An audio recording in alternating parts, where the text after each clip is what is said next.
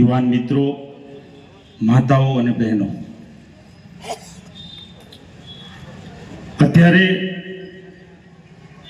ચૈત્ર મહિનાના નોરતા ચાલી રહ્યા છે. એક બાજુ ધોમ ધકતો તાપ છે, તડકો છે, અને એક સમાજ એ તાપ કે તડકાની પરવા કર્યા સિવાય આજે રોડે રોડે ભટકી ગયો છે. વિચાર આવતો હશે કે આ સમાજને આજે આ રોડ રોડ ને શેરીઓ શેરીઓ કેમ નીકળવું પડ્યું છે. સારા ગુજરાતની અંદર તમામ જિલ્લાઓ, તમામ તાલુકાઓ, ખૂણે ખૂણેથી ક્ષત્રિય સમાજ એ રાજકોટના સંમેલનમાં કેમ આવ્યો? આઝાદીના 75 વર્ષ પછી, કદાચ મારી ઉંમર 62મું વર્ષ ચાલે છે, 62માં 42 વર્ષ મેં ભાજપ માટે કાઢેલા છે. મને સાંભળતું નથી ક્ષત્રિય સમાજે કોઈ દિવસ આંદોલન કર્યું હોય. આ પહેલી વાર આઝાદીના 75 વર્ષ પછી ક્ષત્રિય સમાજને આંદોલન કરવાની ફરજ કેમ પડી છે? ક્ષત્રિય સમાજ ક્યારેય પોતાની અંગત સ્વાર્થ માટે માગણી કરવા માટે ક્યારેય રણમાં મેદાનમાં આવ્યો નથી, ક્યારેય એને માગણી કરી નથી, ક્યારેય એને પોતાના માટે કંઈ માંગ્યું નથી. કારણ કે આ સમાજ છે એ આપનારો સમાજ છે. આ સમાજે ઘણું આપ્યું છે રાષ્ટ્રને.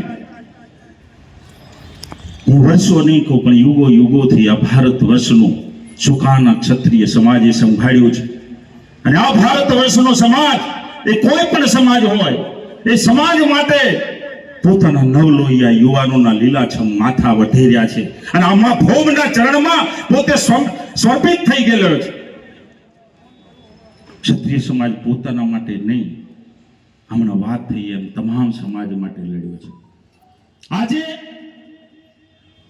તમે ઇતિહાસના પાના ઉપરથી તમે ઇતિહાસની વાતો કરો છો ને, તો ઇતિહાસના બે પૂંઠા વચ્ચેથી ક્ષત્રિય શબ્દને કાઢી નાખો, ક્ષત્રિયની શૌર્ય કથાને કાઢી નાખો, ક્ષત્રિયોની વાર્તાઓને કાઢી નાખો, એના પરાક્રમને કાઢી નાખો, તો ઇતિહાસમાં બે પૂંઠા સિવાય કંઈ નહીં રહે. તમે અમારા ઇતિહાસનું નામ ઘટાડીને મત માટે તમે ભટકો છો. તમે અમારા આરાધ્ય દેવ, અમારા વડીલ એવા રામચંદ્ર ભગવાનના નામે મત માંગી રહ્યા હોય ત્યારે મારે તમને કહેવાની ઈચ્છા થાય છે કે એ સમાજના ક્ષત્રિયની અવગણના આટલી બધી શું કામ કરો છો? કેમ? હું તમને પ્રશ્ન કરું છું, કારણ મારો હક છે. અને એટલા માટે કે નરેન્દ્રભાઈ મોદી કરતા પણ 10 વર્ષ પહેલાથી હું આ ભાજપનું કામ કર્યું. નરેન્દ્રભાઈ મોદી, તમે તો 90ની સાલમાં આવ્યા. આ ઉદુભા ભાજપની સ્થાપના પહેલાથી જનસંઘ વખતે કામ કરતો આવ્યો છે. અને આજે તમે અમને આ શિક્ષણના પાઠ શીખવાડો સંસ્કૃતિના. ક્ષત્રિયના લોહીમાં છે સંસ્કૃતિ, અને સંસ્કૃતિના પાઠ તો તમારે શીખવા પડે. અને તમે અમારી શૌર્ય કથામાંથી સંસ્કૃતિ શીખ્યા છો. મિત્રો, આજે મારા 42-43 વર્ષ પછી જે પાર્ટીને, જે ભારતીય જનતા પાર્ટીને મેં મારી માની જેમ કામ કર્યું છે, એની સેવા કરી છે, આજ મારે એના વિરુદ્ધમાં આવીને કેમ ઊભું રહેવું પડ્યું છે? મહાભારતમાં દુર્યોધન અભિમાની હતો, નાનપણથી અભિમાની હતો. ગમે તેવું વર્તન કરતો, ગમે ત્યાંથી તેના નામની ફરિયાદો આવતી, ગમે ત્યાં લોકોને રંજાડતો. પણ એ અંધ ધૃતરાષ્ટ્ર એ કાયમ એને પોષ્યા જ કર્યું. એને ક્યારેય ઠપકો નહોતો આપ્યો કે તું આ બંધ કર. આખરે પરિણામ શું આવ્યું? મહાભારત સર્જાણું. અને એ મહાભારતની મુખ્ય નાયિકા એ દ્રૌપદી આપણી ઝાલાવાડની પાંચાલની દીકરી હતી. એ પાંચાલની દીકરીના જાહેરમાં ચીરહરણ થાય રાજસભાની અંદર, ત્યારે મહાભારત સર્જાય. આપણે દાખલો જોયો છે. અને એક નારીનું અપમાન થતું હોય ત્યારે ભીષ્મ જેવા પડ્યા, એને વિશ્વમાં કોઈ જીતી શકે એવું નહોતું, અને છતાં પણ એ બોલ્યા નહીં. એ નારીનું અપમાન થતું હતું ત્યારે દ્રોણ ગુરુ જેવા કૌરવો અને પાંડવોના જે ગુરુ હતા એમને અસ્ત્ર શસ્ત્રની વિદ્યા શીખવી હતી. એ દ્રોણાચાર્ય મૌન રહ્યા. એ કૃપાચાર્ય કુલ ગુરુ પણ મૌન રહ્યા. પરિણામ શું આવ્યું? ભીષ્મ પિતામહને બાણ છૈયા પર રહેવું પડ્યું અને જે ગુરુ હતા છતાં પણ એમના શિર છેદ કરવામાં આવ્યા. શું કામ? એક નારીનો અપમાનનો બદલો લેવા માટે.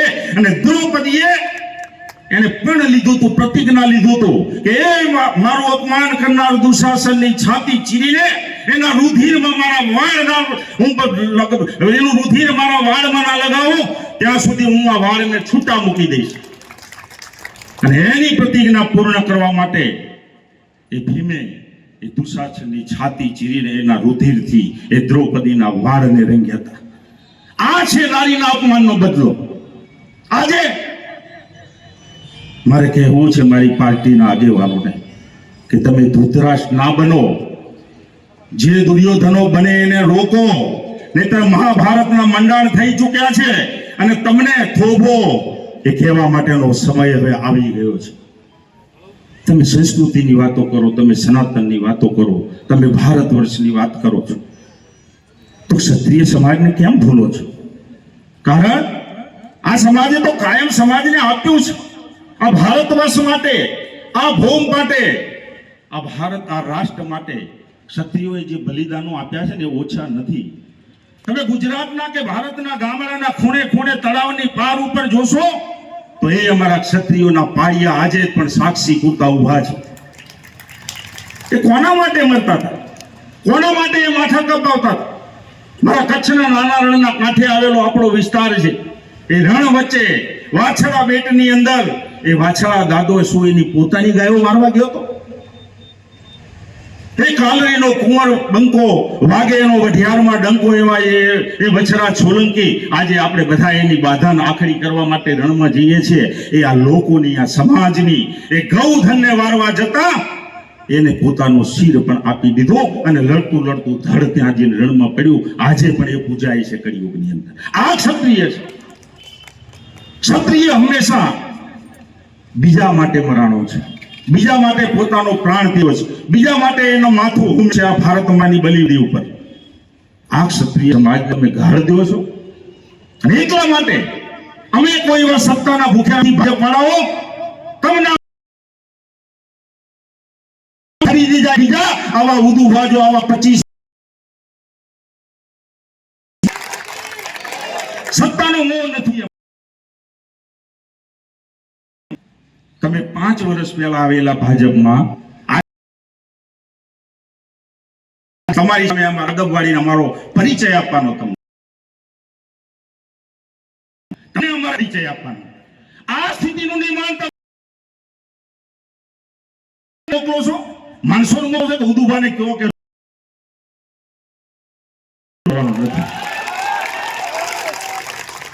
રાજકારણમાં થઈને, સત્તા માટે થઈને સમાજનો દ્રોહ કરવા વાળો એ ઉદુભા નથી. એ ઘણા બેઠા છે. વખારમાં તમે જેને નાખી દીધા છે ને એ ઘણા બેઠા છે. ક્ષત્રિય છું, મને અભિમાન નથી, પણ મારા સમાજનું મને ગૌરવ છે. દરેકને પોતાની જ્ઞાતિનો, પોતાના સમાજનો ગૌરવ હોવો જોઈએ. આજે ક્ષત્રિય સમાજનું તમે આટલું અપમાન કરો છો ને અમારે શું તમારી જોડે તમારા ગોલા બનીને રહેવાનું? મારે વધારે નથી કહેવું, પણ મારે એટલું કહેવું છે ક્ષત્રિય સમાજ જેમ પરાક્રમી છે, વીર છે, એવી જ રીતે એ શિસ્તનું પાલન પણ કરી જાણે છે અને એ રાજકોટના સંમેલનમાં કરીને બતાડ્યું છે ને. આજે દેશ અને દુનિયાએ એની નોંધ લીધી છે. ઘણા પત્રકારોને, ઘણા બુદ્ધિજીવીઓને એમ હતું કે આટલા બધા ક્ષત્રિયો લાખો ભેગા થશે તો કંઈક ઊંચા નીચું કરી નાખશે રસ્તામાં કે રાજકોટમાં કે ક્યાંક સરકારી મિલકતોને નુકસાન પહોંચાડશે, કંઈક તોફાન કરશે. આવી રાહ જોઈને કાગડોળે બેઠા હતા. લાખો ક્ષત્રિયો ભેગા થયા અને જેવી રીતે આવ્યા હતા એવી જ રીતે કોઈ તોફાન નહીં. પોતાની શિસ્તબદ્ધ રીતે એ પોતપોતાના ઘરે પહોંચ્યા અને ત્યારે પત્રકારોએ કહેવું પડ્યું હતું કે આઝાદી પછી 75 વર્ષમાં ઘણા બધા આંદોલન જોયા, પણ ક્ષત્રિય સમાજે જે આંદોલન લીધું એ બીજાને પાઠ શીખવા જેવું આંદોલન હતું. આ ક્ષત્રિય સમાજ. તમે એમને શું ગુંડા હવાલી ધારો છો? ક્ષત્રિય સમાજ તો ગામડાની અંદર કોઈ પણ સમાજની બેન બેટી માટે જેમ હનુમાન દાદો જેમ એમને કૂદી પડે ને એમ અમારી કરણી સેનાવાળા અમારા યુવાનો કોઈ પણ ન્યાય માટે કૂદીને હનુમાન દાદાની જેમ પહેલા ઉભા હોય. આ અમારી કરણી સેના છે. મારા ગામની અંદર પણ એક પ્રસંગ બન્યો ઝીંઝુવાડામાં. ત્યારે કરણી સેનાના ભાઈઓ સેંકડોની સંખ્યામાં આવી ગયા હતા અમારી પડખે, અને આજે હું એમને ખૂબ ખૂબ ધન્યવાદ આપું છું, એમનો આભાર માનું છું કે તમે ક્ષત્રિય સમાજ માટે નહીં પણ કોઈ પણ સમાજને ન્યાય થતો હોય તમે જઈને ઉભા રહ્યો છો અને એક સાચા ક્ષત્રિયનું ઉદાહરણ પૂરું પાડો છો. આજને તમને હું લાખ લાખ અભિનંદન આપું છું. મિત્રો, બીજેપી, કોંગ્રેસ, આમ આદમી પાર્ટી આ બધું તો ચાલતું રહેવાનું, પણ હું જે કંઈ આવ્યો છું એ મારા સમાજ માટે આવ્યો છું. આજે મારા સમાજનો સાદ પડ્યો એટલે મારે આવવાની ફરજ પડી છે. નહોતી ખબર અમારે પંથસી આફત કરી છે, ખબર છે એટલી કે સમાજની હાકલ પડી છે, અને સમાજની હાકલ પડી હોય અને ક્ષત્રિય બચ્ચો જો ઘરની બહાર ના નીકળે તો એને જીવવું અધિકાર છે.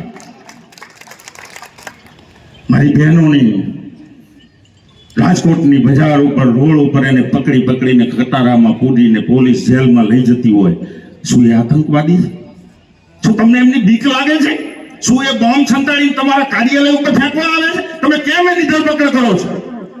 લોકશાહીની અંદર પોતાનો આત્માનો અવાજ એને અન્યાય થતો હોય તો રજૂ કરવાનો તમામ નાગરિકનો અધિકાર છે. તમે કોણ છો રોકવા વાળા? અને જો આ પ્રકારે જો રોકશે ક્ષત્રિય સમાજ જેલ ભરી દેવામાં પણ પાછો નથી પડવાનો. હજારો અમે ધરપકડ વાળી લેશું, થાય કરી લો તમારાથી. શું તમે એમ માનો ક્ષત્રિય જેલથી બિયાય? ક્ષત્રિય તો ક્યાં જેલમાં હોય ને ક્યાં મહેલમાં હોય. ક્ષત્રિય કોઈ દી બિયાણો નથી, અને એને ક્ષત્રિય કહેવાય. મિત્રો, તમામ સમાજના લોકોને મારે વિનંતી કરવી છે, અમે કોઈ સમાજના વિરોધી નથી. ક્યાંક ને ક્યાંક અમે બીજા સમાજને ઉપયોગી થયા છું. આજ હું જિલ્લા પંચાયતમાં કારોબારી અધ્યક્ષ તરીકે 2.5 વર્ષ બેઠો હતો. જેને આવ્યા હશે એને ખ્યાલ હશે, મેં ક્યારેય જ્ઞાતિવાદ કર્યો નથી.